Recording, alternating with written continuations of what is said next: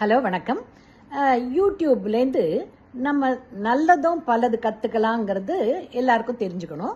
அதில் ரீசெண்டாக ஒரு 3ஆம் கிளாஸ் படிக்கிற பையன் என்கிட்ட ஒரு இது மேத்ஸு நான் கற்றுக்கிட்டேன், அது சொல்கிறான்னா என்னன்னு கேட்ட உடனே அவன் 9 டேபிள், அதாவது நான் 9வது வாய்ப்பாடு சொல்கிறேன், ஈஸியாக சொல்ல முடியும்னா எப்படின்னு கேட்ட உடனே ஒரு 9 ஒன்றுன்னும் போது 1 மடிச்சுட்டு இந்த 5, ஸோ 1 9s ஆர் 9, ரைட்டா? 2 9s இந்த இது 2வது விரல், ஸோ 2 போட்டதும் இது 1, இந்த பக்கம் 8, ஸோ 18.